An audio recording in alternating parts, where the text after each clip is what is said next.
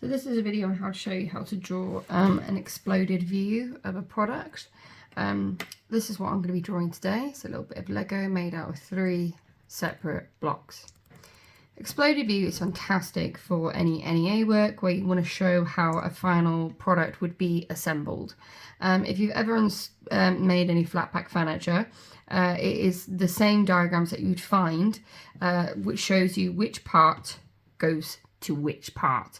So for example, this drawing that I drew earlier shows you that you have a base piece and then you have 2 blocks which sit on the back of the base piece like so, which you can see from the guidelines that I've drawn. This is a complex drawing style. It can be used in an exam. I have seen it used in an exam. The examiners will give you an orthographic view of a product, or perhaps they'll give you the parts list of a product, and they'll ask you to draw it in an exploded view. It will be a product that you recognise though, so it will be something such as Lego. So let's have a practice. To complete this, you'll need pencil, ruler, and the product that you're drawing. My little piece goes there. Now you can do this with a ruler, specifically with a ruler, so every line is drawn with one, or you can do it freehand. I do a little bit of both. The first thing I'm going to draw is I'm going to draw the base plate in isometric view. So I'm just going to use my pencil and I'm going to draw an isometric rectangle, freehanding it. I've drawn it actually quite large, but never mind.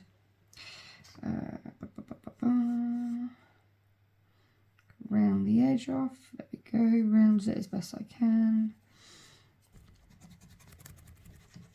There we go, now I need to add the thickness, so I'm going to draw a line going down from the corner, and then the furthest part of my circle I'm going to draw a line going down, and then I'm going to copy the above line, this line that I'm just making a bit darker so you can see.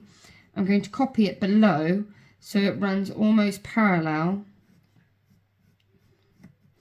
with the top line until I reach the edge. So that signifies the thickness, that shows the thickness. And then very roughly I'm going to add in some other key information. I'm going to add in the fact that there's a hole there. And then because my blocks are going to go on these specific pieces, to help me, like really lightly, this might be showing up quite hard though, quite harsh, because obviously I need you to see it. I'm going to draw the areas where those 4 Lego blocks would actually sit. There we go. And then I'm going to draw the 4 raised circles. So to do that, I'm going to draw, it's not necessarily a circle, it looks more like an oval when you're in isometric perspective, because if I was to just draw a perfect circle, it would look really odd, like it doesn't belong. So I'm drawing in the circles, or the ovals. Then to make them raised, I'm going to do exactly what I did to the base, except backwards. So instead of going down, I'm going to go up. I'm going to draw 2 lines going up at the furthest points of each oval. I'm doing this quite harsh so you can see. And then the oval I'm going to copy at the top so it looks like it's almost parallel.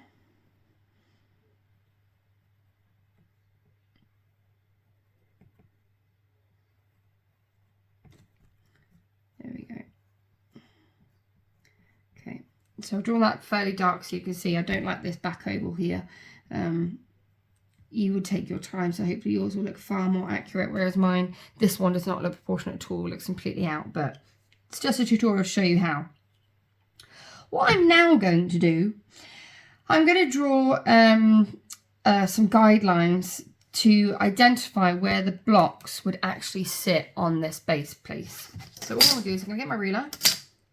Now this would be very light. I'm drawing it fairly harsher so you can see, but on each corner where the block would go or where the block would sit, I'm just drawing a line going up all the way to the top of my paper. All the way to the top.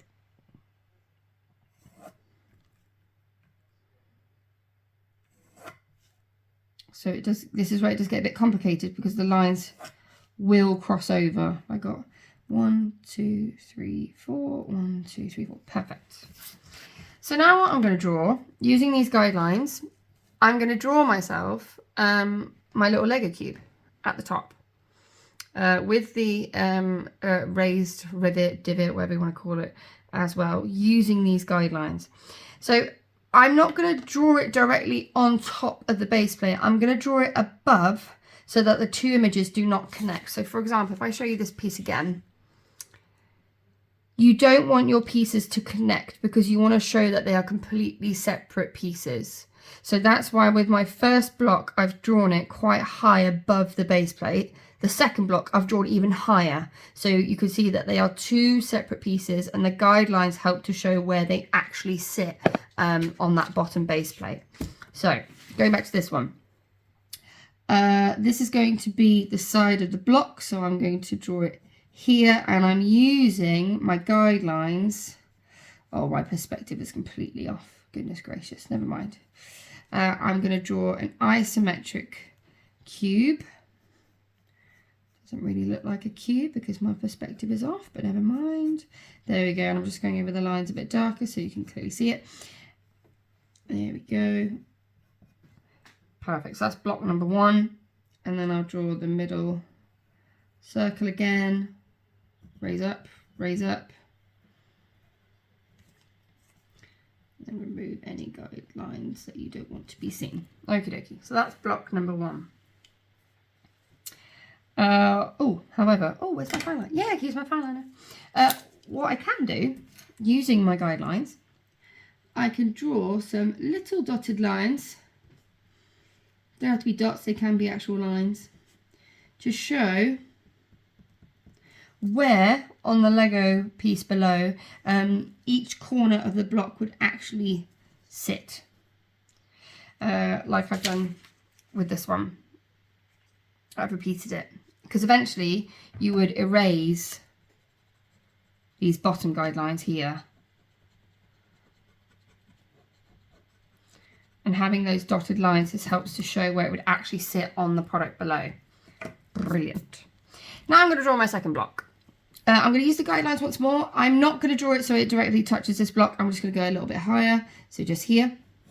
I'm going to try and keep the proportions similar because they're the same sizes. So there's no point in me drawing one that's bigger, one that's smaller. I want to keep the sizes as accurate as possible. There we go. Using my isometric scale. So for this one, I'm actually just going to cut out the middle and I'm just going to draw it. There we go. I just drew it in isometric straight away instead of drawing the bottom oval and then the top oval. There we go. I'm going to get rid of this guideline because it's confusing me. Is that my back corner? Yes, that is my back corner. There we go. Right.